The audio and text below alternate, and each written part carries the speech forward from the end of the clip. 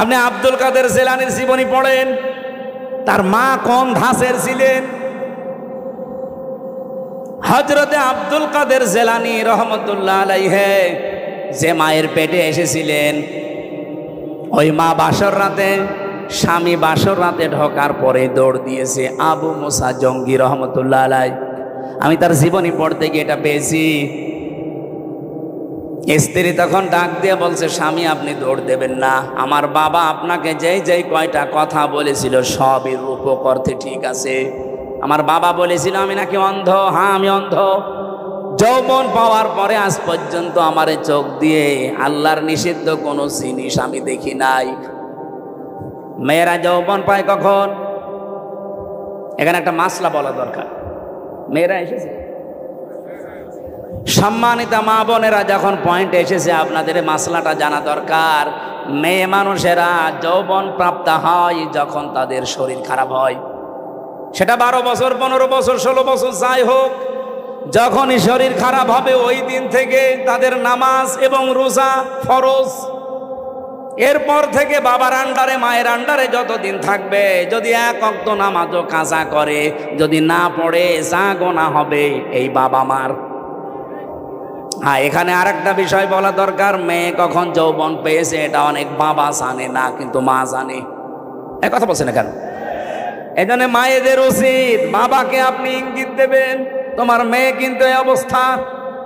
সকালে ফজরের নামাজ শুধু নিজে ঢিপ দিয়ে চলে আসবা না, সেজদাটা মেয়েও যেন দেয় সে ব্যবস্থা করো। ওই এতদিন তো অভ্যাস ছিল না, ওকে অভ্যাস তৈরি করাও। হয় নিজে ডেকে দাও, নিজে নামাজের তাকিদ দাও, না আমাকে দিয়ে ভালো করে তাকিদ দাও। কারণ এই মেয়েটা এই যে 12 বছর 13 বছরে যৌবন পেয়েছে, এরপরেও নামাজ পড়ে না। কিয়ামতের দিন যখন আল্লাহ বিচার করতে বসবে, না জাআলুহুমা তাহাতা আকদামিনা, তোমাকে আর আমাকে সামনে নিয়ে আল্লাহ বলেন মুখের ওপরে জোড়া লাথি দিয়ে জাহান্নামে দেবে। বহু মেয়ে বহু ছেলে জোড়া লাথি মুখে দিয়ে আপনাকে আমাকে জাহান্নামে নেবে, শুধু অসচেতন থাকার কারণে। এই জন্য সচেতন হবেন আজকে থেকে মায়েরা। আমি যেদিন যৌবন পেয়েছি ওই দিন থেকে আমার এই চোখ দিয়ে কোনো নিষিদ্ধ জিনিস আমি দেখি না। এই জন্যে বাবা আপনাকে বলেছে আমি নাকি অন্ধ। আমার বাবা বলেছিল আমি ন্যাংরা, হ্যাঁ আমার এই পা দিয়ে হারাম কোনো কাজে আমি যাইনি। বাবা বলেছিল আমি কালা, হ্যাঁ আমার এই কান দিয়ে আমি আজ পর্যন্ত কারো গীবত শুনিনি। বাবা বলেছিল আমি বোবা, আমার এই মুখ দিয়ে হারাম কোনো কথা আমি বের করি না। এই যে এতগুলো কথা শোনার পরে এই বংশে এসেছিল, এই মায়ের পেটে এসেছিল হযরতে আব্দুল কাদের জেলানি। 6 বছর মাত্র বয়স হয়েছে তার। ওনার পুরা জীবনী আমি পড়েছি। ওনার মা নিয়ে গেছে মক্তবে, ওস্তাদ বলছে বলো আলিফ। উনি বলছে হুজুর আলিফের অর্থ কি? আলিফের কোনো অর্থ হয় না। উনি ওই দিনই বলেছিল ওস্তাদ আলিফের যদি অর্থ না হয় ও জিনিস আমি পড়ি না। কারণ যে জিনিসের অর্থ নেই ওই জিনিস পড়ি আমি করবো কি? আপনি আমাকে অর্থ শেখান। উনি বলছে তুমি জানো আলিফের মানে? হ্যাঁ জানি। বলো দেখি। উনি আলিফ লাম মিম দিয়ে আরম্ভ করেছিলেন আল্লাহু লা ইলাহা ইল্লাহু আল হাইয়ুল কাইয়্যুম। সূরা বাকারার 255 নাম্বার, যেটা আয়াতুল কুরসি বলে আমরা জানি। এ পর্যন্ত তেলাওয়াত করে আসলেন। এবার তিনি আল্লাহর পরিচয় তুলে ধরলেন 10টা। এখানে আল্লাহর 10টা ক্ষমতার কথা আছে। ওস্তাদ কাঁদতে কাঁদতে বেহুশ হয়ে গেছে। হোশ ফেরার পরে বলে মা আপনার ছেলেকে কোনো জায়গায় মনে হয় পড়িয়েছেন, আমার কাছে নিয়ে এসেছেন পরীক্ষা করার জন্যে। ওস্তাদ বলে না। মা বলছে আমি এই মাত্র আপনার কাছে প্রথম নিয়ে আসলাম, কোনো জায়গায় নিয়ে যাইনি। ওস্তাদ বলছে আপনার তো সৌভাগ্য যে এতটুকু বাচ্চা এর কোরআনে কারিমের প্রায় 18 পারা পর্যন্ত আয়ত্ত করা আছে। প্রতিটি আয়াত সে সুন্দর করে পড়তে পারে, অনেক আয়াতের অর্থও সে বোঝে। আমাকে আল্লাহর 10টা ক্ষমতা শুনিয়েছে আয়াতুল কুরসি দিয়ে। মা আমার কান্না আরম্ভ করলেন। ওস্তাদ বলে আপনি কাঁদেন কেন? আপনার তো সৌভাগ্য, খুশি হওয়ার কথা। বলে না আমি নিজেও কোরআনের হাফেজা। আমার এই সন্তান পেটে আসার পরে আমি প্রতিনিয়ত কোরআন পড়তাম। যখন জন্ম নিয়েছে ফজরের নামাজ পড়ার পরে আমি একে পাশে বসিয়ে বসিয়ে আমি নিজে পড়তাম। আমি দেখেছি আমার আব্দুল কাদের আমার মুখের দিকে তাকিয়ে মুখ মিলাচ্ছে। ওস্তাদ, আমার আফসোস হচ্ছে এই কারণে, আমি যদি আর একটু কষ্ট করে পড়াটাই প্রতিদিন পড়তাম, আমার এই ছোট সন্তান এই ছোট বয়সেই কোরআনের হাফেজ হয়ে যেত। আব্দুল কাদের জেলানি এমনি এসেছিল পেটে, আপনার বিয়ের আগেই পেট সারা দেশের মানুষের দেখা শেষ। এমন ব্লাউজ গায়ে দিয়েছে মনে হচ্ছে ফুটবল খেলার মাঠ। এক কথা বলছেন, এই দিক থেকে একটা ফিতা, ওই দিক থেকে আর একটা ফিতা, মাঝখানে দিয়েছে গেরো, ওটা ফুটবল খেলার সেন্টার। কত মানুষ আছে বাসে নজর ওই দিকে দেয়, নাকি এলাকায় সব নেই? মা বোন যারা এসেছেন নিজেদেরকে রক্ষা করেন। আল্লাহ এর পরের শব্দে দিয়েছেন রিশা, শুধুমাত্র লজ্জা নিবারণ করার জন্য পোশাক দেয়নি, সৌন্দর্য বৃদ্ধি করার জন্য পোশাক আমি দিয়েছি। হ্যাঁ, এখানে ব্যাখ্যা দুইটা। আপনি শুধুমাত্র সৌন্দর্য প্রদর্শন করতে পারেন পোশাক আশাকের মাধ্যমে, বিবাহিতা মেয়েরা তার স্বামীর কাছে। কথা বোঝা যায়নি? আপনি পোশাকের দ্বারা যদি সৌন্দর্য বর্ধন করতে চান করবেন, কিন্তু কার জন্যে? স্বামী ছাড়া পৃথিবীর কারোর জন্য, এমনকি নিজের বাবার জন্যেও মেয়েদের সাজ করা জায়েজ নেই। আজকে যে পরকীয়া প্রেম বাড়ে, বহু মানুষকে আমি বলতে শুনেছি, হুজুর যেভাবে চাই ওইভাবে করে না। কি আমি চাই আমার বউ রাতে নাইট ড্রেস পরে থাকবে, ও পরে না, এই জন্য আমি অন্য জায়গায় লাইন করি। এরকম মানুষ দেশে নেই? এখানে পরকীয়া প্রেম করেন কারা? হাত তোলেন তো দেখি। ও আলহামদুলিল্লাহ, এই জেলা তো একেবারে মানে মডেল জেলা, কোনো কিছুই নেই, যৌতুক নেই, পরকীয়া প্রেম নেই, ওসি তো খুব আরামে আছে।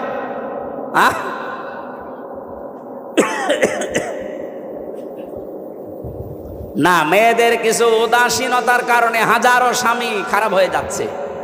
এরা যে কল দিয়ে বলে, একেবারে মিথ্যা হলে তো বলতো না। সম্মানিত মা বোনেরা, এই রিশার ব্যাখ্যা যেটা, আপনি কিন্তু ধরা পড়ে যাবেন। আশা করছি আপনি একটু অ্যাক্টিভ হবেন এই ব্যাপারে। লিবাসুত তাকওয়া যালিকা খায়র, আল্লাহ বলেন সর্বোত্তম পোশাক হচ্ছে তাকওয়ার পোশাক। প্রশ্ন আসতে পারে, তাকওয়ার আবার পোশাক হয়? হ্যাঁ হয়। তাকওয়ার পোশাক কি? এখানে যদি প্রশ্ন করা হয় 100 জনের 98 জন বলতে পারবেন না। লিবাসুত তাকওয়া যালিকা খায়র, আল্লাহ বলেন তাকওয়ার পোশাক সর্বোত্তম। কি এটা জানো? তাকওয়ার পোশাক হচ্ছে আল্লাহর নির্দেশ এবং আদেশ, নিষেধ এবং আদেশগুলো নিজের জীবনে সেট করা, এটা একটা পোশাক। এই পোশাকটা আমাদের দেশে নেই, এমনকি পরিবেশও নেই। একজন মানুষ যেই পোশাক পরবে, সে পোশাক পরে টিকে থাকার মতো জায়গাও এই দেশে নেই। ওসি সাহেব চেষ্টা করছে বাঁচার, উনি বাঁচতে পারছে না। ওনার উপরে এমন আল্লাহর ওলি বসে আছে যে ওনাকে খারাপ হতে বাধ্য করে। আমি কি বেশি বলে ফেললাম? এরকম জায়গা দেশে নেই। এই জন্য আমাদের একেবারে শুরু থেকে শেষ পর্যন্ত এমনভাবে তৈরি করা দরকার, আগামীতে ইসলাম দিয়ে আমরা সাজাবো, ও দুর্নীতির দল বাংলাদেশে থাকবে না ইনশাআল্লাহ। বাইরের দেশগুলো ঘোরাঘুরি করে আমার এতটুকু অভিজ্ঞতা হয়েছে, তারা দাঁড়িয়ে গেছে শুধুমাত্র দুর্নীতি আর খাদ্যে ভেজাল তারা দেয় না, এই কারণে। আপনি দেখেন মালয়েশিয়া 2004 সাল থেকে তারা দাঁড়িয়ে গেছে। এই 21 বছরে তারা বিশ্বের মানচিত্রে আজ একটা নাম করা দেশ, আর আমরা 54 বছরেও দাঁড়াতে পারিনি। কারণ দুইটা, এদেশে দুর্নীতি বন্ধ হয় না আর খাদ্যে ভেজাল দেওয়া শেষ হয় না। এই দুইটা কন্ট্রোল করতে পারলে আমাদের দেশও দাঁড়িয়ে যাবে ইনশাআল্লাহ। আর এটা করা একমাত্র সম্ভব ইসলামের জন্য, ইসলাম ছাড়া সম্ভব না। যদি এবার ইসলাম আসে, আমি প্রশাসনের পক্ষে কয়েকটা কথা সামনে বলার এবং বাস্তবে রূপ দেওয়ার চেষ্টা চালাবো 100 ভাগ ইনশাআল্লাহ। তার 1 নম্বরে, অন্যান্য দেশে আমি ঘুরেছি বিশ্বের, বাংলাদেশ পুলিশ বৈষম্যের শিকার হয়ে আছে কয়েক দিক থেকে। তারা এই যে দুর্নীতি মুক্ত করতে পারে না, তার এক নম্বরে কোনো নেতা খেতা নেত্রীর কথা তাদের শোনার দরকার নেই। আগামীতে ইসলাম যদি আসে তারা চলবে তাদের আইজির কথা মতো। আইজি হবে আবার নিরপেক্ষ। আইজি যদি এই জাহাঙ্গীরনগর ভার্সিটির ভিসির মতো হয়, 3 দিন পরে রেজাল্ট দেবে, তার যে রেজাল্ট দেওয়া দরকার ওইটা দেবে না। এই জন্য আমরা চাইব যে ওনাদের বিভাগটা নিরপেক্ষ থাকবে এবং যত প্রশাসনে মানুষ চাকরি করে এই দেশে সবাই চলবে তাদের এই চেইন অফ কমান্ড অনুযায়ী। কোন নেতা খেতা নেত্রী কে বলবে সেইটার ধার তারা যেন আর না ধারে, সেই ব্যবস্থা আগামীতে করা হবে ইনশাআল্লাহ। 2 নম্বরে তাদের একটা বিশাল বদনাম আছে যে তারা বাম হাতের ইনকাম করে। এটা আর নেই কারণ। কয়েকদিন আগে খুলনা রেঞ্জের ডিআইজি এসেছিল আমাদের কুষ্টিয়ায়, ওনার বাড়ি আপনাদের পাশে বগুড়াতে। ওনার আমি বলছিলাম যে স্যার আমারও নিয়ে গেছে মেহমান করি, যে এই যে 8 ঘন্টার পরে যারা ডিউটি করে, বাংলাদেশে শুধু পুলিশেরই মনে হয় কোনো ডিউটি শেষ নেই, 24 ঘন্টায় ডিউটি। আমি কি বেশি বললাম স্যার? 24 ঘন্টায় ডিউটি না? পৃথিবীতে আপনি এমন একটা দেশ দেখান তো যে 8 ঘন্টার পরে আরো বেশি ডিউটি করলে তাদের ওভারটাইম দেওয়া হয় না। ওনারা 8 ঘন্টা ডিউটি করবে সরকারি, এরপরে যদি ডিউটি করা লাগে 2-4 ঘন্টা 5 ঘন্টা, 1 মাস পরে হিসাব করে ওভারটাইমের বেতন দেওয়া। ওনার উপরে ডিপেন্ডেন্ট ওনার মা বাবা ছেলে মেয়ে বউ আরো অনেক আত্মীয় স্বজন আছে, কারণ তারা মনে করে যে প্রশাসনে আছে, ও মনে হয় 2 হাত দিয়ে উপায় করছে। 2 নম্বরে ওনার যে 30, 32, 35, 40, 42 হাজার টাকা বেতন, বলেন এই যে বাজার চলছে, আপনি একটু কথাগুলো বাস্তবে নিয়ে যাবেন। খালি দোষ দিলেই হবে একজনের।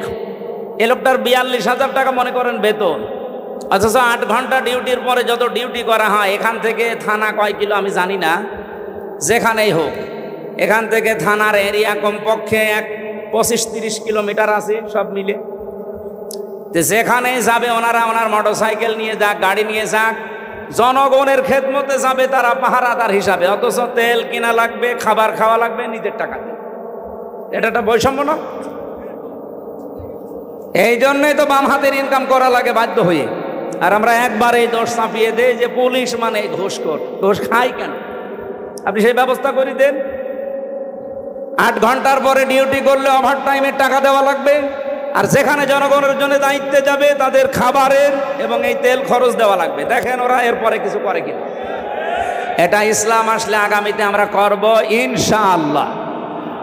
প্রশাসনের দায়িত্বে আজকে যারা এই মাহফিল শৃঙ্খলা ঠিক রাখার জন্য এসেছেন, আল্লাহ তাদের এই দায়িত্বটা আজকে যেন ইবাদত হিসাবে কবুল করে ইনশাআল্লাহ। মাহফিলের মঞ্চে বসা আছেন সম্মানিত ওলামা ইকরাম। আমি এই শব্দটা আলাদা করে বললাম কেন? কারণ আলেমদের মর্যাদা এত বেশি দিয়েছেন আল্লাহ। ইন্নামা ইয়াখশাল্লাহা মিন ইবাদিহিল উলামা। এই পৃথিবীতে সবচাইতে বেশি ভয় আমি আল্লাহকে করে আলেমরা। কিন্তু আলেম আবার আলেম হওয়া লাগবে। খালি নামের আগে আমার মতো মুফতি লেখা থাকলে আলেম? এখনো পর্যন্ত বাংলাদেশে বহু আলেম, বহু ইমাম খতিব তারা এই ধান্দায় আছে যে যদি ইসলামের পক্ষে কাজ করি, ইসলাম যদি এবার ক্ষমতায় না যায় তাহলে আমার ইমামতি থাকবে তো। আরে ভাই, আপনি ইমামতি নিয়ে আসেন, আর আপনার এই সন্দেহ কেন হয় যে ইসলাম এবার আসবে না? 92% মুসলমান এই দেশে, আর যে জোয়ার উঠেছে ডাকসু আর জাকসুর পরে, এদেশে আমার বিশ্বাস ইসলাম এবার রাষ্ট্রে যাবে ইনশাআল্লাহ। কোন সন্তান মাইক হাতে নিয়ে যদি বলে যে আমার বাবা আর সম্পদ আমি পাই কি না পাই আমার সন্দেহ লাগছে, ওটা কি সন্তান নাকি অন্য কিছু? আরে গ্রামের লোক বলবে না যে আপনি নিজের বাবার সন্তান আপনি পাবেন না, মানে আপনি উত্তরাধিকারী সূত্রে তো পাবেন, অন্য কেউ পাবে? সন্তান এটা বললে যেমন পাগল। যে মানুষগুলোর জ্ঞান আছে, যাদের নামের আগে আমরা আলেম লিখা দেখি, এখনো তারা অ্যাক্টিভ না। তাই আপনি আবার কবে হবেন? যদি ইসলাম এসে যায় আপনি কিন্তু সমস্যায় পড়ে যাবেন। 100 ভাগ বিশ্বাস করবেন। আমি তো করি, এবার ইসলাম এ দেশের রাষ্ট্র ক্ষমতায় আসবেই। আমি শেষে হর্ষাই লাগিয়েছি, এটাকে আমি বানালাম। সূরা আলে ইমরানে আল্লাহ জানিয়েছেন, ওয়ালা তাহিনু ওয়ালা তাহজানু ওয়া আনতুমুল আ'লাউনা ইন কুনতুম মুমিনিন। কোনো ভয় নেই, কোনো চিন্তা নেই, দুশ্চিন্তারও কারণ নেই। ওয়া আনতুমুল আ'লাউনা, এখানে আলেম আছে কিনা আমি জানি না, এখানে শব্দ ছিল আনতুম আ'লাউনা, অথচ আল্লাহ পাক আ'লাউনার আগে আলিফ লাম লাগিয়ে দিয়ে নির্দিষ্ট করে দিয়েছেন। আরবি গ্রামার অনুযায়ী মুবতাদা যদি মারিফা নির্দিষ্ট হয়, খবর হবে নাকেরা অনির্দিষ্ট। রব্বুল আলামিন এখানে খবর যেটা নাকেরা অনির্দিষ্ট সেইটাও মারিফা নির্দিষ্ট বানিয়ে দিলেন।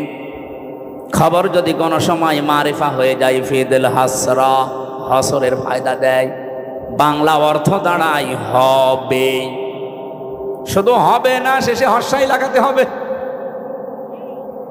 আল্লাহ পাক যেহেতু গ্যারান্টি দিলেন নিজে যে বিজয় তোমরা হবে যদি শুধুমাত্র মুমিন হতে পারো। বাংলার মুসলমানেরা জবান খুলে বলবেন, বিজয় দেওয়ার একচ্ছত্র মালিকানা কার? মুমিন হওয়ার দায়িত্ব কার? আল্লাহ মুমিন হবে, আর আপনি কি করবেন? হ্যাঁ, না হয়নি ভাই, আল্লাহ তো মুমিন আছে, ওনার নামই তো মুমিন। সুতরাং আপনাকে মুমিন হওয়ার শর্ত লাগিয়েছে আল্লাহ। যদি এবার আমরা সত্যিকারের মুমিন হতে পারি, মাস্ট বি আল্লাহ তার কথা রাখবে। নাকি আল্লাহ এরকম যে সকালে এক কথা আর বিকালে আর এক কথা বলে?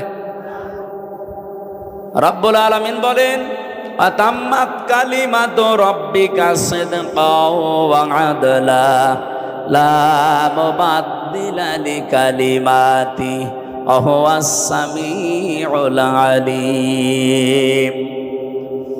সূরা আনআমের 115 নম্বর আয়াতের ভেতরে পাবেন 8 নাম্বার পারার 1ম নাম্বার পৃষ্ঠার 11 নাম্বার লাইনে আছে। যত তাফসীর আমি পড়েছি আয়াত নিয়ে, আমার কাছে এই 3টা বিষয় ধরা পড়েছে।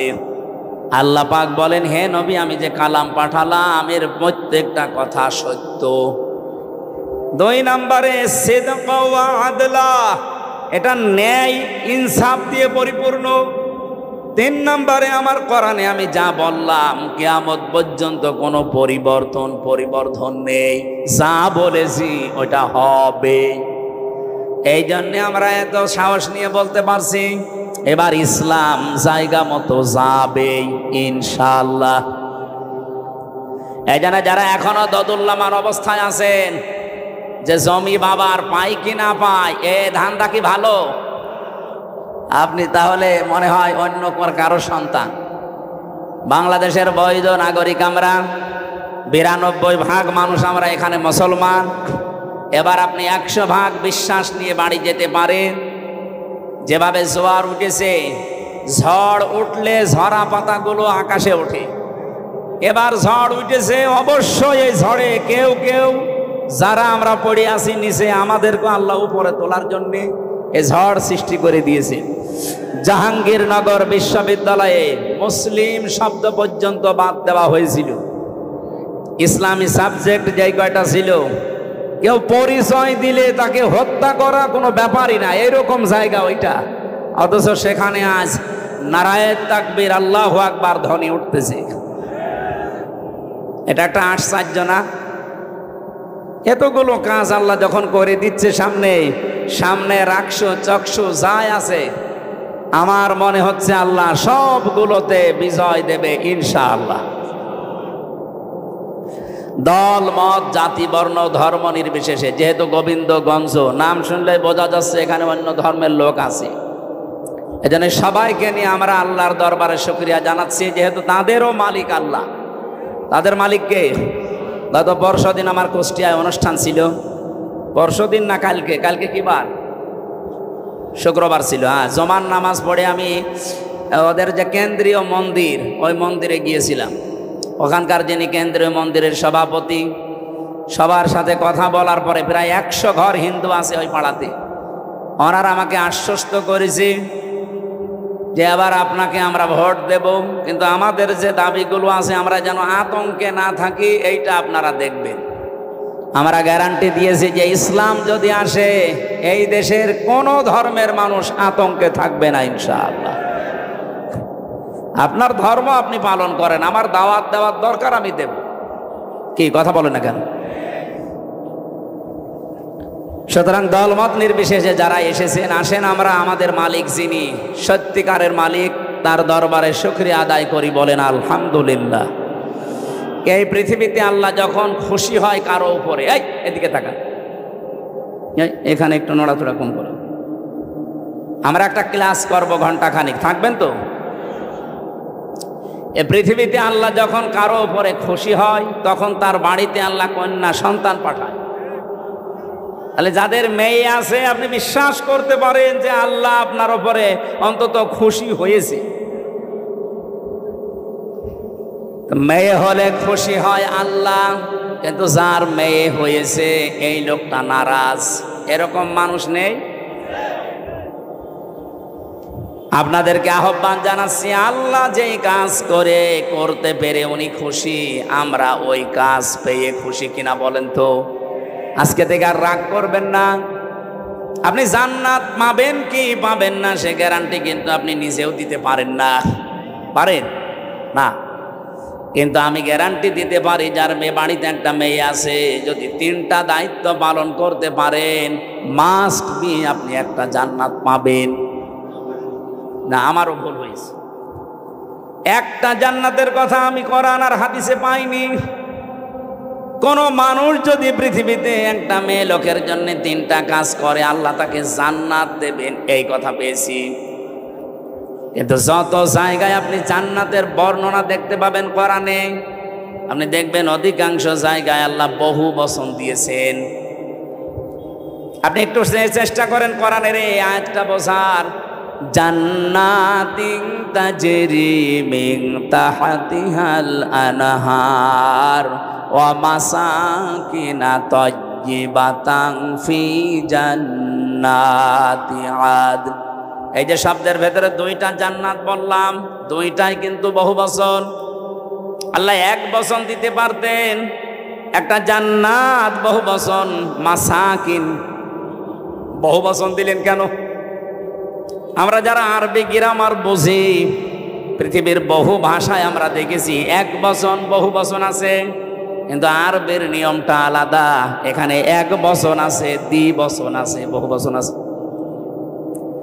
আমি আয়াতটা নিয়ে গবেষণা করলাম, যে চিন্তা করে দেখলাম যে আল্লাহ জান্নাতের কথা বলতে গেলে এখানে বহু বচন লাগিয়েছেন কেন? যেহেতু আরবিতে এক বচনের পরে দ্বিবচন হয়, এরপরে 2-এর উপরে গেলে সেটা বহু বচন হয়। রব্বুল আলামিন তাফসীর পড়তে গিয়ে আমার মাথায় এসেছে এটা, পৃথিবীতে মানুষকে যদি আল্লাহ জান্নাত দেয়, যেহেতু বহু বচন আছে, কম পক্ষে 2 হলে বহু বচন হয় না, 3 হওয়া লাগে। কথা বলেন না কেন? তাহলে আপনি যদি জান্নাত একটা পান, কম পক্ষে 3টা জান্নাত পাবেন। আমার কথা মনে হয় বোঝেননি। আপনাকে আল্লাহ জান্নাত দেওয়ার ওয়াদা দিয়েছেন নবীজির মাধ্যমে, একটা মেয়ে হলে জান্নাত দেবে। তাহলে একটা জান্নাত হচ্ছে, তার মানে কয়টা বলেন? হাদিসের ভাষায় একটা জান্নাতও যদি আল্লাহ দেয় এই পৃথিবীর 10 পৃথিবীর সমান, তাহলে 3টা দিলে এগুলো তো সব হাওয়ায় ঘুরছে। এই বিশ্বাসটা আপনাকে তৈরি করা লাগবে মুমিন হিসাবে। তাহলে একটা মেয়ে হলে কমপক্ষে আপনি 30টা জান্নাতের মালিক পরিমাণ। জোরে বলেন সুবহানাল্লাহ। কিন্তু কাজ করা লাগবে এই মেয়ে লোকের জন্য কয়টা? 3টা। 1 নম্বরে আপনি খুশি হয়ে তাকে আদর যত্ন দেবেন, ভালোবাসবেন। 2 নম্বরে তাকে দিন শেখাবেন। 3 নম্বরে সৎ পাত্র দেখে পাত্রস্থ করবেন। হ্যাঁ, আমি দেখেছি বাংলাদেশের বহু বাবা মা গার্জিয়ান এই 3টার হয়তো একটা করে, বাকি 2টা অধিকাংশ পিতা মাতাই করতে চায় না। আর সন্তান হলে উনি খুশি, ওর পেছনে খরচ করে, ভালোবাসা দেয়, মহাব্বত দেখায়, কিন্তু 2 নম্বরে তাকে দিন শিক্ষা দেওয়া লাগবে। এইটার বেলায় অনেকেই উদাসীন, গাফেল। এমনকি এখন যিনি দায়িত্বে আছেন উনি কিন্তু 2 নবীর নাম নিয়ে বসে আছেন। ডক্টর মোহাম্মদ ইউনুস, কয় নবী? মোহাম্মদ একটা, ইউনুস একটা। অথচ যে কয়েকদিন আগে 1 থেকে 5 পর্যন্ত প্রাইমারিতে শিক্ষক নিয়োগ দেওয়া হয়েছে গানের। কথা বলছেন না? শরীর চর্চার। আপনি একজন মুসলমান 2 নবীর নাম নিয়ে বসে আছেন চেয়ারে। 92% মুসলমানের দেশে আপনি নাচের মাস্টার নিলেন, শরীর চর্চার মাস্টার নিলেন, গানের মাস্টার নিলেন। একটা আলেমকে দিয়ে কোরআন শিক্ষার মাস্টার নেওয়া যায়নি? এ দাবি আমরা জানাচ্ছি আজকে। সারা বাংলাদেশের মুসলমানদের এবং মানুষের একই দাবি যে আপনি যেহেতু ফেব্রুয়ারির 12 তারিখে নির্বাচন দিয়ে চলে যাবেন, যান, এমন একটা কাজ করে যান যেহেতু আপনি অমর হয়ে থাকবেন। আমরা মুসলমানের এই দেশে 1 থেকে 5 পর্যন্ত একটা ধর্মীয় শিক্ষা চাই না? চাই না? কারা চান দেখি? লিল্লাহে তাকবীর। দেখেন তো হাত তুলেছে কিনা?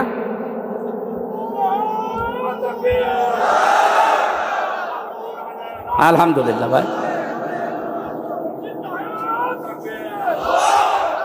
আমাদের এই দাবি যদি ডক্টর মোহাম্মদ ইউনুস পর্যন্ত, আমি জানি যে যাবে, কারণ কত ফেরেশতা বসে আছে দেখেন। এই যে কিরামান কাতিবিন না, পৌঁছিয়ে দেবে জায়গা পর্যন্ত। ওনার কান পর্যন্ত যাওয়ার পরও যদি কিছু নাও করে, আমার আরশ পর্যন্ত চলে গেছে।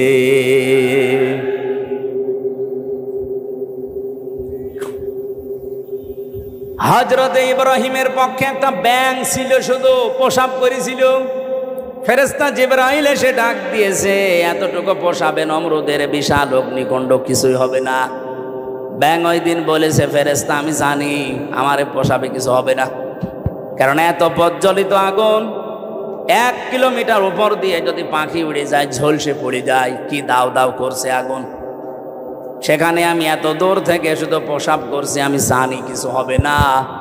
কিন্তু আমার মালিক আল্লাহকে দেখাতে চায় যে আমি নবী ইব্রাহিমের পক্ষে আছি, নমরুদের বিপক্ষে আছি।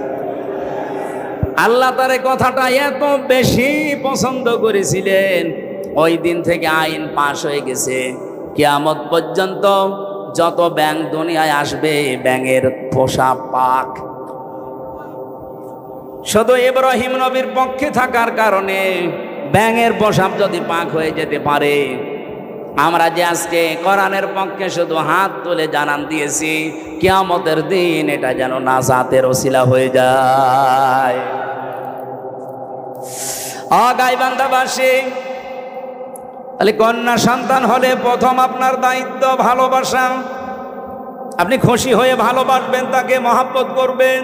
2 নম্বরে দিনের শিক্ষা দেওয়া। কিন্তু সে পরিবেশটা যদি নষ্ট করে দেওয়া হয়, তো শিক্ষা দেব কোথায়? সবাই তো আর মাদ্রাসায় ছেলে মেয়েকে দেয় না। কথা বলছে না কেন? স্কুলেই দেন। মুসলমানের দেশে স্কুলের সিস্টেমগুলো এই করেন, 1 থেকে 5 পর্যন্ত পড়লেও যেন ইসলামের মৌলিক নিয়ম নীতিগুলো অলরেডি জেনে ফেলে, এরকম ব্যবস্থাটা করে দেন। আর সেইটা এখন কিন্তু সময়। আগে যারা ছিল, আমি নাম নিতেও ঘৃণা করি, এই জালেমা মহিলার, ওরা 1 থেকে 5 পর্যন্ত পড়ার পরে একটা ছেলে বৃত্তি পরীক্ষা দেয়। আমি নিজেও বৃত্তি দিয়েছি। এরপরেও 8এও বৃত্তি পরীক্ষা আছে। 100 মার্কের কোরআন আর হাদিস ছিল আগে, আমি নিজে পরীক্ষা দিয়েছিলাম।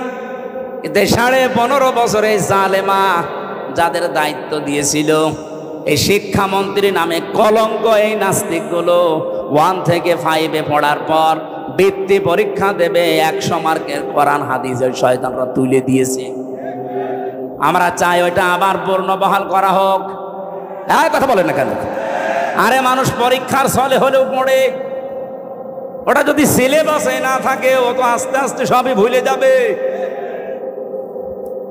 গত বছর আমি জেল থেকে বের হওয়ার পরে একটা মাহফিলে এসেছিলাম, এই যে পাশের জেলা নীলফামারী। নীলফামারীর একটা থানা আছে কিশোরগঞ্জ, ওখানে একটা বৃদ্ধাশ্রম আছে, দেখতে গিয়েছিলাম। যে দেখি এদিকে 25 জন মা, এদিকে 25 জন বাবা, মুরব্বী সব বসে আছে। যেই কয়জনের সাথে কথা বলেছি সবগুলো হাওমাও করে কাঁদছিল। এক মহিলা আমার হাত চেপে ধরে, মুরব্বী মানুষ, বলছে, বাবা আমার 3টা ছেলে মেয়ে সব বিদেশে থাকে, কিন্তু আজকে আমি এখানে পড়ে আছি এই বৃদ্ধাশ্রমে।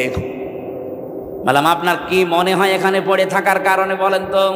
উনি আমার 2টি কথা বলেছিলেন।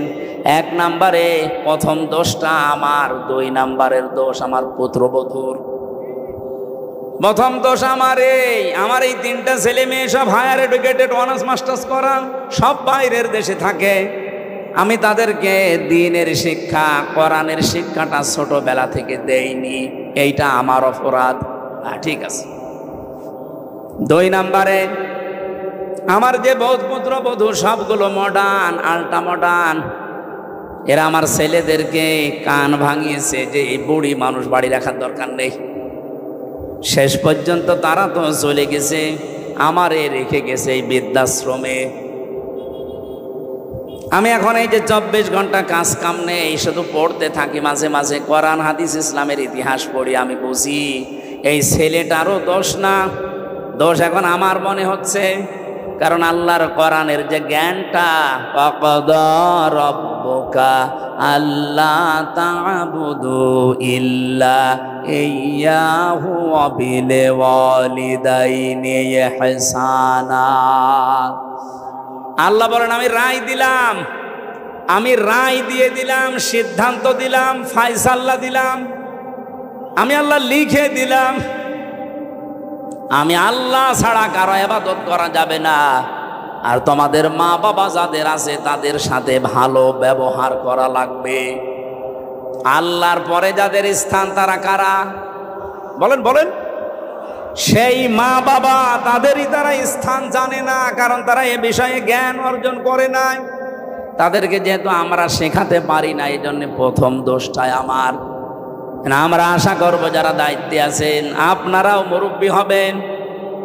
আপনাদের আগামী প্রজন্ম যদি বৃদ্ধাশ্রমে আপনাদের রেখে না আসে, আল্লাহর পরে আপনার স্থান এটা যদি না জানে, আপনাদের কপালেও আসতেছে। যেন আমার মনে হয় এই মুহূর্তে 1 থেকে 5 পর্যন্ত এমন সিস্টেম করা দরকার, মানুষ যেন হাফ আলেম হয়ে যায়। এ দাবি কি শুধু আমার একার না সবার? মেয়েটার জন্য 3 নম্বরে আপনি সৎ পাত্র দেখবেন। আজ মেয়ের বাবা যারা অনেকে সৎ পাত্র দেখে না, দেখে যে এ ছেলের মাল আছে কিনা, নাকি এ জেলায় এসব নেই? বলেন তো, নবীজি তার 4টা মেয়ে বিয়ে দিয়েছিলেন, সবচাইতে আদরের যেটা ফাতেমা তো জহরা। কত ধনী এই মানুষের সন্তান বিয়ের প্রস্তাব দিয়েছে, বিশ্বনবী বলেন না।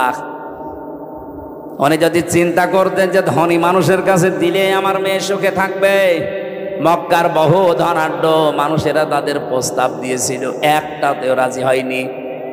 এমন একটা মানুষের সাথে নবীজি রাজি হয়েছেন যার নিজের বাড়ি বলেও ছিল না, নবীর বাড়িতে থাকতো। এজন্য সৎ পাত্র হওয়া লাগবে। আমি ঝিনাইদহে একটা বাড়িতে অনুষ্ঠানে ছিলাম, আমাকে চা দিল, কাপ দিয়েছে স্যার, কিন্তু পিরিচ দেয়নি। অথচ লোকটা টিয়নো, আপনি টের পাচ্ছেন? আমি তো হেসে ফেলেছি, জ্ঞানী মানুষ তো বুঝে ফেলেছে। আমার দিকে তাকিয়ে বলছে, হুজুর আপনি কেন হাসলেন? আমি কিন্তু জানি আপনি মনে করছেন আমি টিয়নো। আমি একটা থানা পুরা উপজেলার প্রধান। আমি আপনাকে চা খেতে দিয়েছি, শুধু কাপে পিরিচ দেয়নি নিচে, আপনি হাসলেন।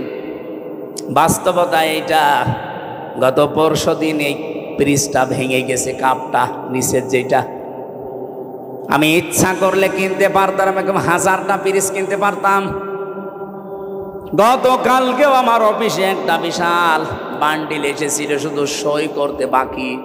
সই করে দিলে ওই 8 লাখ টাকা আমি পেয়ে যেতাম। এইরকম পিরিচ 1000টা কিনতে পারতাম। সেই ছোটবেলায় আমি আমার মায়ের কাছে, মাওলানার কাছে, ওস্তাদের কাছে আমি শিখেছি যে ঘুষ খাওয়া এটা হারাম। ওই দিন থেকে এই পর্যায় পর্যন্ত আমি আজও কোনো ঘুষ খাইনি। এত কষ্টের জীবন যাপনে আছে, এই যে অন্যায় অবৈধটা আমার সমর্থ থাকার পরও আমি করি নাই, এই জন্য আল্লাহ অন্য দিক থেকে আমারে পুষিয়ে দিয়েছে। রব্বুল আলামিন আমার স্ত্রীকে বানিয়েছে আমার মন মতো আল্লাহওয়ালা, আমার সন্তানগুলো ঠিক আল্লাহ ওইভাবেই মন তৈরি করে দিয়েছে। যতটুকু দেওয়া হয় অতটুকুতেই তারা আত্মতুষ্টি আত্মতৃপ্তিতে আছে। আপনি যদি হারাম ইনকাম করেন, আপনার স্ত্রী আপনার সন্তানাদির মন আল্লাহ ঠিক ওই রকম করে দেবে। এই কথা বলছেন? এটাকে আমি বানালাম। সূরা তাহা 16 নম্বর পারা 19 নম্বর পৃষ্ঠা 13 নম্বর লাইনের 124 নম্বর আয়াতে এই তথ্যটা আছে। ওমান আ'রাদা আন যিকরি ফাইন্না লাহু মাঈশাতান দঙ্কা ওয়া নাহশুরুহু ইয়াউমাল কিয়ামাতি আ'মা। রব্বুল আলামিন বলেন, আমার বিধান বাদ দিয়ে যারা ইনকাম করবে, বলেন তো ঘুষ খাওয়া এটা আল্লাহর বিধানে আছে? হ্যাঁ বলেন বলেন। আল্লাহর বিধানের বাইরে যারা উপায় করে ইনকাম করে, চর্ম চোখে দেখতে মনে হয় যে বিশাল সম্পদের মালিক হয়ে যাচ্ছে, আল্লাহ বলেন আমি দঙ্কা করে দেই। ওর জীবনের এই উন্নতিতে কোনো বরকত থাকে না। হ্যাঁ, হয়তো প্রতিদিন 2 লাখ টাকা করে আসবে ঠিক, কিন্তু 2.5 লাখ টাকা চলে যাবে এরকম রাস্তা বানিয়ে দেব। আসবে প্রতিদিন বৈধ অবৈধভাবে 2 লাখ করে, যাবে প্রতিদিন কত? লাভ হচ্ছে না লস হচ্ছে? এটা তো একটা গেল। সবচাইতে বড় বিষয়, আমি ওর অন্তর থেকে শান্তি তুলে নেব। এই দঙ্কা শব্দের ব্যাখ্যা হচ্ছে ওর জীবনের কোনো কিছুতে আমি শান্তি রাখবো না। ওর বউ চলবে ওর অবাধ্য হয়ে, সন্তান আদিগুলো নষ্ট হয়ে যাবে, কারণ এই প্রভাব পড়বে। হারাম ইনকাম করে যা খাওয়াচ্ছেন এই সন্তানগুলো হারাম হয়ে যাবে। এতটুকু আল্লাহ যদি শেষ করে দিতেন আয়াতই পড়তাম না। এর পরেরটা আরো ঝামেলা। ওয়া নাহশুরুহু ইয়াউমাল কিয়ামাতি আ'মা। কিয়ামতের দিন ওকে যখন তুলব, ওর চোখ থাকবে না, অন্ধ হয়ে উঠবে। আমি আল্লাহর সামনে দাঁড়িয়ে বলবে, ক্বালা রাব্বি লিমা হাসারতানি আ'মা। হে আল্লাহ, আমার তো চোখ ছিল, আমি অন্ধ কেন? রব্বুল আলামিন এবারে মানে কঠিন কথা জানালেন যে আমি ওকে সঙ্গে সঙ্গে ধমক দেব। ক্বালা কাযালিকা আতাতকা আয়াতুনা ফানাসিতাহা। তোর সামনে আমার আয়াতগুলো এইভাবেই তেলাওয়াত হতো। হাজার হাজার আলেম ওলামা নবী রাসূলরা তোকে এইভাবে শুনিয়েছে। আমার আয়াতগুলো শোনার পরে এভাবে না শোনার ভান করেছিলি, জানার পরে যেভাবে না জানার ভান করতিস, যেভাবে ভুলে গিয়েছিলি জানার পরে, আজকে তোরে আমি আল্লাহ ভুলে গেলাম। তুই যে আমার বান্দা ছিলি, তুই যে আমার বান্দি ছিলি, কোনোদিন আমার এই জবানে তোর নাম আমি আর উচ্চারণ করব না। বলেন নাউজুবিল্লাহ। ও গাইবান্ধাবাসী, কিয়ামতের দিন যদি আল্লাহ আমাকে না ডাকে, আমার নাম ধরে তার জবানে, আপনার নাম ধরে যদি কিয়ামতে আল্লাহর ডাক না দেয় যে তোর নাম আর কোনোদিন উচ্চারণ হবে না, যা। নিজের নাম উচ্চারণ না হলে কেমন লাগে আপনি জানেন? আমি যখন আয়না ঘরে ছিলাম, মাটির নিচে আমি নিজে দেখেছি, মাটির নিচের ওই দেওয়ালে লেখা আছে। কেউ কেউ এই নখ দিয়ে, বড় বড় নখ হয়ে যায়, খুশিয়ে খুশিয়ে দেওয়ালের সাথে লিখেছে যে ভাইরা এই যে নাম্বার লিখেছি, কেউ যদি বাইরে যেতে পারেন এই নাম্বারে যাবেন, যে এই নামের মানুষটা আজও বেশি আছে। মানুষটা পড়ে আছে আজ 8 বছর, 10 বছর, 14 বছর পড়ে আছে, কেউ জানে না। আমার সাথে যারা ছিল 7 বছরের মানুষ আমি পেয়েছি, পাগলের মতো হয়ে গেছে। এত বড় বড় চুল, তার মানে 6 মাস 1 বছর পরে তাদের চুল কেটে দেয় কোনো কায়দায়। আমি তো অল্প দিন ছিলাম, এই জন্য আমার অত কিছু হয়নি। ওর নাম যে কি, লোকটা নিজের নাম পর্যন্ত ভুলে যায়, কারণ কেউ তারে ডাকে না। নিজের নামই দুনিয়ার এই জমিনে কেউ না ডাকলে কত আফসোস লাগে, কত দুঃখ লাগে, কত কষ্ট লাগে নিজের ভেতরে। আল্লাহ পাক বলেন কিয়ামতের দিন তোর নাম আমি আমার মুখ দিয়ে আর কোনো দিন উচ্চারণ করব না। তুই যে আমার বান্দা ছিলি, তোকে আমি বানিয়েছিলাম, আমি ওইটা ভুলে যাব। এই আয়াতটা পড়ার পরে আমার সবচাইতে বেশি টেনশন হয় ওয়াকাযালিকাল ইয়াউমা তুনসা দিয়েছেন আল্লাহ, জীবনেও আপনার নাম আর উচ্চারণ হবে না, ওই শেষ। আমার তো মনে হয় এরকম বহু মানুষ দুনিয়াতে আমরা আছি যারা আল্লাহর বিধানকে বাদ দিয়ে এই পৃথিবীতে উপায় ইনকাম এগুলো করছি, দেদারছে। আশা করছি এই মাইকের আওয়াজ শোনার পরে এই মানুষগুলোর জীবন থামবে। আল্লাহ যেন তৌফিক দাও মানুষকে, বলেন আমিন। কন্যার সন্তান হলে যে দায়িত্বগুলো পালন করা লাগে, এগুলো যদি সত্যি আমরা করি, আল্লাহ যেহেতু খুশি, উনি জান্নাত দেওয়ার ঘোষণা দিয়েছেন। মেয়ে যাদের আছে আল্লাহ কমপক্ষে যেন 3টা জান্নাতের মালিক তাকে বানান, আমিন। দ্বিতীয় নম্বরে হাদিস হচ্ছে, আল্লাহ যদি ওই লোকটার উপরে আর একটু খুশি হয়, তখন তার বাড়িতে আল্লাহ মেহমান পাঠায়। যদি আর একটু বেশি খুশি হয়, তখন তাকে রোগ ব্যাধি দিয়ে একটু পরীক্ষা চালায়। যদি আল্লাহ আর একটু বেশি খুশি হয়ে যায়, সর্বশেষ তখন ওই এলাকায় আল্লাহ বৃষ্টি নাজিল করে। সিস্টেম অপর পৃষ্ঠায় দেখুন, রব্বুল আলামিন বলেন, এটা হাদিস মুসলিম শরীফ, এই পৃথিবীতে আমি আল্লাহ যদি কারো ওপরে রেগে যাই, তার 1 নম্বরে তাদের ওপরে যে মানুষগুলো দুনিয়ায় যৌতুক খায়। এদেশে তো যৌতুক নেই। যৌতুক এটা মানবতার সাথে মহা কৌতুক।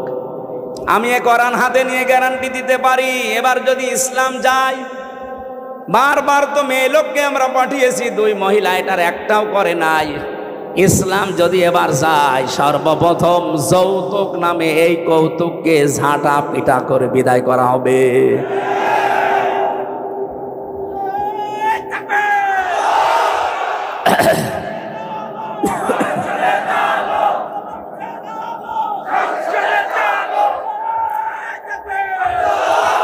রংপুর বিভাগের মানুষেরা, এটা শুধু যৌতুকের বিষয় না, বহু বাড়িতে আমরা এখনো পর্যন্ত দেখি 200, 300, 500 মানুষকে নিয়ে যাচ্ছে বরযাত্রী। না, এই জেলা এসব নেই। কোথায় পেয়েছেন ভণ্ডামি? বরযাত্রী ইসলামে নেই, বরযাত্রী ইসলামে নেই। এগুলো এসেছে হিন্দুদের সংস্কৃতি থেকে। হ্যাঁ, ইসলামে আছে অলিমা। কি অলিমা করা লাগে? ছেলের বাড়ি না মেয়ের বাড়ি? তা আপনি যদি কিছু করতেই চান, ছেলের বাড়িতে আপনি অনুষ্ঠান করবেন, 200-500 না 1000 মানুষ খাওয়ান, কোনো অসুবিধা নেই। আপনি মেয়ের বাবার বাড়িতে তার অনুমতি ছাড়া, তার সন্তুষ্টি ছাড়া একটা পানও খাওয়া আপনার জন্য জায়েজ নেই। আর আপনি 200 মানুষ নিয়ে খাওয়াচ্ছেন গরুর মতো। আজকে থেকে সিদ্ধান্ত নেওয়া লাগবে যে যেটা ইসলামে নেই, এই বরযাত্রীর দাওয়াত পেলেও আমি আর জীবনে যাব না। কারা কারা রাজি আছেন দেখি? অনেকে হাত তুলছে না। ঠিক আছে, আলহামদুলিল্লাহ। এখানে যারা বিয়ে করেছেন সত্যি করে বলবেন, বিয়ে যারা করেছেন, অলিমা করেছেন, কারা কারা হাত তোলেন তো? হ্যাঁ, আন্দাজে হাত তুলছেন না? ওসি সাহেব হাত তুলতে পারিনি, তার মানে উনি অলিমা করিনি, বরযাত্রী নিয়ে গেছে। সিস্টেম হয়তো জানতো না। আগামীতে এই সিস্টেম বাংলাদেশে থাকবে না। এদেশে যদি মেয়ে বিয়ে করতে চান, আপনি বিয়ে করে নিয়ে এসে অলিমা করবেন ছেলের বাড়িতে। যৌতুকের টাকা না খেয়ে আমার মনে হয় পায়খানা করে খেয়ে ফেলা ভালো। হ্যাঁ, কারণ পায়খানা খেলে মাত্র একটা গুনাহ হবে, কবিরা গুনাহ। আর যৌতুকের টাকা যারা নেন, ডবল গুনাহ হবে, একটা কবিরা আর একটা জুলুমের গুনাহ। যতদিন পর্যন্ত এই টাকা আপনি শ্বশুর শাশুড়িকে ফেরত না দেবেন, ততদিন আল্লাহ আপনাকে মাফ করবে না। বেশি বললে আবার আমিও ঝামেলায় পড়ে যাব, কারণ আমি একটা সাইকেল নিয়েছিলাম, এটা ফেরত দেওয়া লাগবে। আমি যদিও দিয়েছি ওইটা, তারপরেও যদি শ্বশুর বলে না ওই সময় সাইকেল আর এখন সাইকেল দাম আকাশ পাতাল, টাকা আরো দেন, অসুবিধা নেই, আমি দিয়ে দেবো। তো যারাই নিয়েছেন দেওয়া লাগবে। এই যে বারবার বরযাত্রী নিষেধ করছি যেতে, অলিমা করার জন্য বলছি, আমার 3টা মেয়ে, আমার বাসা লাগবে না। এই কথা বলে না কেন? না, ইসলামে যেহেতু নেই এই কাজটা, এই সমাজে বন্ধ হওয়া দরকার। এই গাইবান্ধা থেকে এই সংস্কার আরম্ভ হওয়া দরকার ইনশাআল্লাহ। আপনারা আরম্ভ করেন তো সামাজিকভাবে, দেখবেন হয়ে যাবে। সংস্কার যখন চলছে সারা দেশে, এইটা নিয়ে সংস্কার হোক। এদেশে আর কোন যৌতুক থাকবে? ইসলাম আসলে তো থাকবেই না। আমরা নিজেরাও এখন চেষ্টা চালাবো। 2 নম্বরে আল্লাহ আরেকটু যখন রেগে যান যারা গেবত করে তাদের উপরে, অথচ গেবত এখন আমাদের কাছে ঘি ভাতের মতো হয়ে গেছে। 3 নম্বরে আল্লাহ আর একটু যখন রেগে যায় কারো উপরে, যে লোকটা মিথ্যা কথা বলে। এদেশে তার এটা নেই।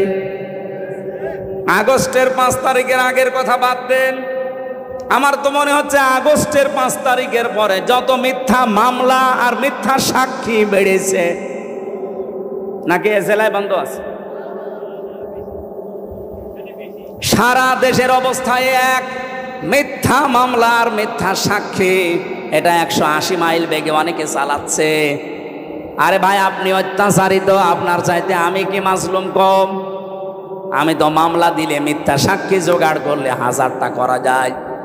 আমার বিনা কারণে মিথ্যা একটা মামলা দিয়ে মিথ্যা 4 জন সাক্ষী জোগাড় করে 3 বছর আমারে ফাঁসির কন্ডেম ছেলে রেখে দিয়েছিল। আমার বাবার কাছ থেকে ওরা প্রায় 32 লাখ টাকা খেয়েছে। আমার তো এখন তারা যদি মাফ চায়, আমার মনে হয় ওই টাকা ফেরত নেওয়া দরকার। আগস্টের 5 তারিখের পরে খুব বেশি হলেও 9 তারিখের দিকে আমারে কল দিয়েছিল যে ওসি আমার মামলা রায়, বলছে হুজুর মাফ করে দিয়েন। কে আপনি? বলছে আমি সেই মিজান। ও, মাফ তো করে দেব, অসুবিধা নেই, আমার টাকা ফেরত দেন। মাঝে মাঝে বহু টাকা আপনি আমার বাবার কাছ থেকে নিয়েছেন, আমার বাবা সব হিসাব করে রেখেছে, ওই টাকাগুলো ফেরত দেন, আপনারে মাফ করে দেব। কি করলেন এতগুলো টাকা নিয়ে? খেতেও তো পারেন না, যা করেছিলেন এখন পালিয়ে থাকেন। অবৈধ ইনকাম করলে যে কি হয় তার বাস্তব প্রমাণ এই ফ্যাসিস্টরা। কথা বলেন না কেন? কিছুদিন আগে আমি সিঙ্গাপুরে ছিলাম, মালয়েশিয়া, 2টা রাষ্ট্র যেহেতু পাশাপাশি, যে হোটেলে উঠেছিলাম নিচতলায় নেমে দেখি 2 জন বসে বসে চা খাচ্ছে আর মুখ নিচু করে আছে। চেহারা দেখে আমি চিনে ফেলেছি, যে সালাম দিলাম, বলছো হুজুর আমরা আগেই পালিয়েছি। আরে ভাই, আপনি তো বলবেন ওয়ালাইকুম আসসালাম, না, বলছো হুজুর আমরা আগেই পালিয়েছি। 3 তারিখে ভাব দেখলাম যে ভালো না, এই জন্য রাতে টিকিট কেটে চলে এসেছি। আমি ওই সময় ওনারে বলেছিলাম আপনি পালালেন কেন? আপনার না 620টা বাড়ি? কত? 620টা বাড়ি ওই লোকটার। ওরা সাহেব পাড়া বানিয়েছে মালয়েশিয়ায়, সিঙ্গাপুরে ফ্ল্যাট নিয়েছে, কানাডায় ওরা বানিয়েছে, লন্ডনে বানিয়েছে বেগম পাড়া, বিভিন্ন দেশে তো আছেই, বাংলাদেশেও বহু জায়গায় তাদের বাড়ি। আল জাজিরা রিপোর্ট দিয়েছে ওই লোকটার বাড়ির সংখ্যা 620টা। কিন্তু আল্লাহর কি ইশারায় একটা বাড়িতেও থাকতে পারে না, হোটেলে থাকে। আমি বললাম আপনি বাইরে বের হতে পারেন না, সব সময় এখানে পড়ে থাকেন। হুজুর বাইরে যাব, কোন আশায় যাব? 20 লাখ বাঙালি থাকে এই মালয়েশিয়া, আমারে যদি দেখতে পায় পিটিয়ে ভর্তা বানিয়ে ফেলবে। এজন্য বাইরে যাই না, খালি এখানে আর নিচতলায় আসি মাঝে মাঝে চা খাওয়ার জন্যে। আপনি দোয়া করেন। আমি বললাম দোয়া আপনার জন্য আসবে? আপনি যা করেছেন আপনার জন্য দোয়া আসবে। এই জন্য জালেমদের পরিণতি কি হয়েছে এটা দেখার পরেও যদি এখনো কারো হুঁশ না হয়, আমার মনে হয় এরা যেন নেপালের দিকে তাকায়। দেখেন না, মন্ত্রীদেরকে নদীর ভেতরে চুবাচ্ছে। এখন আরম্ভ হয়েছে মোদির ওখানে। বাংলাদেশ থেকে মনে হচ্ছে সারা বিশ্ব শিখে ফেলেছে। অবৈধভাবে কেউ আর আগামীতে টিকে থাকার চেষ্টা করবেন না, জীবনেও পারবেন না। কারণ সে ভুল এ দেশের মানুষের ভেঙে গেছে। এক কথা বলে না কেন? এই দেশ থেকে শিক্ষা নিয়েছে সিরিয়া, এই দেশ থেকে শিক্ষা নিয়েছে নেপাল, এই দেশ থেকে শিক্ষা নিয়েছে দাদারা। দেখেন কি হয় দাদার। আমার তো মনে হয় কোরআন হাদিস পড়ে যতটুকু পেয়েছি, মোদির করুণ পরিণতি হবে এই কারণে শয়তান আল্লাহর ঘর টুকরা টুকরা করেছে।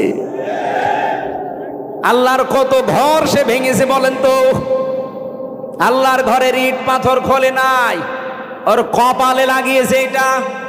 দেখেন কি টুকরা টুকরা হয়। আল্লাহ পাক বলেন ইন্নাহুম ইয়াকিদুনা কায়দা ওয়া আকিদু কায়দা ফামাহিলিল কাফিরিনা আমহিলুহুম রুয়াইদা। পৃথিবীর মানুষেরা বিভিন্ন ষড়যন্ত্র চক্রান্ত করে, তখন আমি ঢিল দেই। ঢিল দিতে দিতে এমন পর্যায়ে পৌঁছায়, ও জায়গায় যাবার পরে ওর আর ফিরে আসার কায়দা থাকে না। যেমন ফেরাউনকে, ওকে আল্লাহ সুযোগ দিয়েছিল, ওই সময়ও যদি নদীর পাশে থেকে ফিরে আসতো তাও বেঁচে থাকতো, অন্তত এ করিন পরিণতি হইতো না। ওর বৃদ্ধি এত বেড়েছিল, ফেরেশতা জিবরাইলকে আমার আল্লাহ একটা ঘোড়া দিয়ে পাঠিয়ে দিয়েছিলেন, মেয়ে ঘোড়া, মাদি ঘোড়া। ফেরাউন যেটা চড়েছিল ওটা টাট্টো ঘোড়া। ওর সামনে যখন এসে লাফ দিয়েছে, এই পুরুষ মানুষের মতো এই ঘোড়াও দিয়েছে লাফ। মাঝখানে যাবার পরে যেভাবে করেন পরিণতি আপনারা বিভিন্ন তাফসিরে শুনেছেন। রব্বুল আলামিন বলেন মানুষ অন্যায় করতে করতে যখন দেওয়াল পর্যন্ত চলে যায়, ওকে আর ফিরে আসার সম্ভাবনা থাকে না। এজন্য আমাদের যখন সময় আছে, এই মিথ্যা মামলা, মিথ্যা কেস থেকে, মিথ্যা সাক্ষী থেকে যদি আগামীতে এই বাংলাদেশে বাঁচতে চান, দলমত দেখা যাবে না, সবাই মিলে ইসলামকে সংসদে পাঠাতে হবে। সবাইকে আহ্বান জানাচ্ছি, আসেন ইসলামকে পাঠান। আপনিও নিরাপদে থাকতে পারবেন, আমিও নিরাপদে থাকতে পারবো। গোবিন্দচন্দ্র পরামানিক রাজবাড়ি বাড়ি, উনি সারা বাংলাদেশের হিন্দু মহাজোটের মহাসচিব। সেদিন ঢাকাতে আমারে বলছিল, মাওলানা জামাত ইসলামী বাংলাদেশ যদি এবার রাষ্ট্রে আসে, আমার বিশ্বাস দেশের সব ধর্মের মানুষেরা নিরাপদে থাকতে পারবে। হিন্দু মানুষ কথা বুঝে ফেললো, আর আপনার বুঝে আসে না। আপনি কোন ধান্দায় আছেন? ইসলাম না আসলে 54 বছর কি হয়েছে আপনি দেখেন না। কেউ কেউ চ্যাম্পিয়ন হয় দুর্নীতিতে, আর কেউ কেউ 15.5 বছরে কি করলো নিজের চোখের সামনে। আমার 33 বছর বয়স, 92 সালে আমার জন্ম। সেই হিসাবে আমি 33 বছরের ভেতরে 18 বছর থেকে যদি আমি ভোট দিতে আরম্ভ করতাম, 3 বার ভোট দিতে পারতাম, একবারও পারি নাই। তাহলে আগামীতে আমার একটা আশা, একটা শখ যে একটু ভোট দেব, সেইটাও দেখছি অনেকে এখন বন্ধ করার রাস্তায় আছে। এই কথা বলে না কেন? আপনি বলেন ডাকসুর মতো কয়েকটা ছাত্র, মাত্র 11,000, এই রেজাল্ট দিতে আপনার 3 দিন লাগে। কোন কারণে? আপনি যদি এত অ্যানালগ হয়ে থাকে, ডিজিটাল বাংলাদেশে আপনার মতো মানুষ বেশি হওয়ার দরকার নেই। আপনিও পথ ছেড়ে দিয়ে ভিক্ষা করে খান। 11,000-এর যদি এই অবস্থা হয়, 18 কোটি মানুষ যখন ভোট দেবে, বলেন কত বছর লাগবে গণনা করতে? 5 বছর পার হয়ে যাবে না? যদি অব্যাহত রাখেন আপনারা, আগামীতে কোনো নির্বাচনই আর বাংলাদেশের মানুষ মেনেও নেবে না, দেবেও না। কারণ এই নির্বাচন হচ্ছে, সে আগের মতো আবার সেই 9 সাল নাকি 8 সালে হয়েছিল না, এরপরে 14 সাল, এরপরে 18 সাল, এরপরে 24 সাল, যা হয়েছিল আবার যদি ওই রকম হয়, আমরা আশা করছি যারা দায়িত্বে আছে তাদের কোমর যেন সোজা থাকে। কাকে ভয় পান আপনি? এতগুলো মানুষের রক্তের ওপরে বসে আছেন, আপনার বিবেকে কিছু বলে না? 2732 জন মানুষের জীবনের উপর আপনারা বসে আছেন। কঠিন সিদ্ধান্ত নিয়ে অটল থাকা দরকার আমার মনে হয় যারা দায়িত্বে আছে। বাংলাদেশে 1628 জন মানুষ এখন আছে, ওসি সাহেব সহ। এই মানুষগুলোকে হযরত ওমরের মতো যেদিন আমরা দেখতে পাবো, এই বাংলাদেশটা মিনি জান্নাত হয়ে যাবে ইনশাআল্লাহ।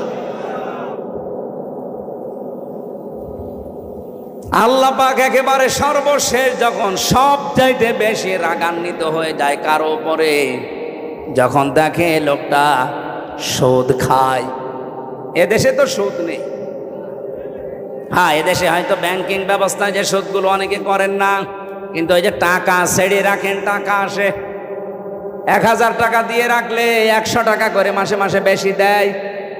এই সিস্টেমে আছেন কারা দেখি তো বলেন? লিল্লাহি তাকবীর। ও এই এলাকায় নেই, আলহামদুলিল্লাহ। যদি কেউ করে থাকেন আশা করছি আপনি এই অন্যায়টা ছেড়ে দেন, নয়তো আপনি নামাজও পড়েন, মায়ের সাথে জিনাও করেন। একটা নিকৃষ্ট শব্দ এটা। সন্তান যত খারাপ হোক বলেন তো, মায়ের সাথে জিনা করা এটা সম্ভব? হ্যাঁ বলেন। অথচ হাদিস এইটা, যারা সুদ খায় 1 টাকা পরিমাণেও যারা সুদ খায়, ওই জন্য 1 বার 2 বার না, মায়ের সাথে 33 বার জিনা করে। আল্লাহ তুমি আমাদের দেশের মানুষকে এই মহা পাপ থেকে বাঁচাও। আরো জোরে বলেন। তাহলে মুসলিম শরীফের হাদিসের বাক্য ছিল 4টা কাজে আল্লাহ খুশি, আর এই 4টা কাজে আল্লাহ বেজার। যেগুলোতে আল্লাহ খুশি আমাদেরকে এই কাজগুলো দুনিয়ায় করার তৌফিক দেন, যেগুলোতে নারাজ আল্লাহ ছেড়ে দেওয়ার সুযোগ দেন। বলেন আমিন। আমার তেলাওয়াত কিন্তু আয়াত সূরা আরাফের 26-27, আমরা 2টা আয়াত পড়েছি। আলোচনার বিষয় ছিল মানব জাতিকে শয়তানের প্রথম হামলা এবং তার পদ্ধতি কি ছিল। এই পৃথিবীতে শয়তানের যত টার্গেট, সর্বপ্রথম টার্গেট ছিল এই যে আয়াতে আছে। রব্বুল আলামিন বলেন, ইয়া বানি আদম ক্বাদ আনজালনা আলাইকুম লিবাসা। হে বনি আদম সন্তান। এখানে লক্ষ্য করেন, আল্লাহ কিন্তু ঈমানদারকে ডাকেন নাই, আল্লাহ মুসলমানদেরকে আলাদাভাবে বলেন নাই, ডাক দিয়েছেন ইয়া বানি আদম, হে বনি আদমের সন্তান। বলেন তো অন্যান্য ধর্ম যারা মেনে চলে ওলা বনি আদম সন্তান কিনা? বলেন বলেন। তার মানে অন্য ধর্মের লোক যদি আশপাশে থাকেন, সে আপনি হিন্দু হন, খ্রিস্টান হন, বৌদ্ধ হন, যারা আছেন সবাইকে আল্লাহ ডাক দিয়েছেন, কারণ সবার মালিক কে? বলেন বলেন। ওরা হয়তো বাপ দাদার কথা মানতে গিয়ে সরাসরি বলতে পারে না আল্লাহ, কিন্তু মনের ভেতরে এটা ওদের আছে। বিপদে পড়ে দেখবেন তখন কিন্তু আল্লাহ ছাড়া আর কোনো ভগবানের নাম মনে আসে না। কথা বলেন। আমি বরিশালে ছিলাম ছোটবেলায়, যেতাম তখন নৌকায় ব্রিজ ছিল না, হঠাৎ দেখে একটা ঝড় উঠেছে। আমরা তো পড়ছি লা ইলাহা ইল্লা আনতা সুবহানাক। পাশে আমার দেখে এক দাদা হিন্দু আর দাদি, ওরা বলছে লা ইলাহা ইল্লাল্লাহ। কি গো, চেহারা দেখে তো মনে হচ্ছে অন্য ধর্মের লোক। কালেমা পড়েন, মুসলমান হয়েছেন? বলছে না। পড়েন কি করে? বলছে যে ঝড় উঠেছে এ কালি দরকার কাজ না, আল্লাহ লাগবে। মানে সবার মনের ভেতরে আল্লাহ একজন আছে, কিন্তু বাস্তবের খাতিরে অনেকে বলতে পারে না। আল্লাহ যেহেতু সবার মালিক, সবার রব, এই জন্য উনি ডাক দিয়েছেন ইয়া বানি আদম, হে বনি আদমের সন্তানেরা, কদ আনজালনা, অবশ্যই আমি নাজিল করেছি, আলাইকুম, তোমাদের ওপরে, লেবাসা, পোশাক। কি করে এই পোশাক তোমাদের? ইওয়ারি সাওয়াতিকুম রিসা, তোমাদের লজ্জা নিবারণ করে। 2 নম্বরে তোমাদের সৌন্দর্য বৃদ্ধি করে। এই একটু খেয়াল করেন এদিকে, এই জরুরি না হলে উঠেন না তো ভাই। এলাকায় কি বিড়ির ফ্যাক্টরি আছে? অনেকের বিড়ির নেশা লাগে, তো ওই যশোর এলাকায় গেলে বিড়ি আছে, একটু পরে দেখি উঠে যে বিড়ি খেয়ে আবার আসে। এরা আবার বিড়ি খেতে যাচ্ছে নাকি?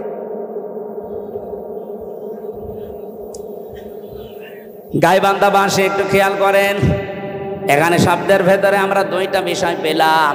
পোশাক আল্লাহ আমাদের কাছে দিয়েছেন, 1 নম্বরে আমাদের লজ্জা যেন নিবারণ হয়। জান্নাতের ভেতর থেকে হযরতে আদম এবং হাওয়া, আমাদের জাতি, আদি পিতা মাতা, এদেরকে বের করে দেবে, এই টার্গেট শয়তানের ছিল না। শয়তানের টার্গেটই ছিল এদেরকে আমি উলঙ্গ অবস্থায় দেখব। এই জন্য শয়তান সবসময় যৌনতা ছড়াতে ভালোবাসে। শয়তান যৌনবাদী, আর আমরা ওটা তোর বলা যাচ্ছে না মৌলবাদী, ওটা তো এখন গালি করে ফেলেছে মানুষ। শয়তান সব সময় যৌনতা ছড়াতে ভালোবাসে। যারা আজ নিজেদের গোপন অঙ্গগুলো ৮-৬০ পোশাক পরে, ছোটখাটো পোশাক পরে, শরীরের আপত্তিকর জায়গাগুলো মানুষকে দেখিয়ে মজা পান, আপনি নিজে বিশ্বাস করতে পারেন আপনি মানবের আর সন্তান নেই, আপনি শয়তানের সন্তান।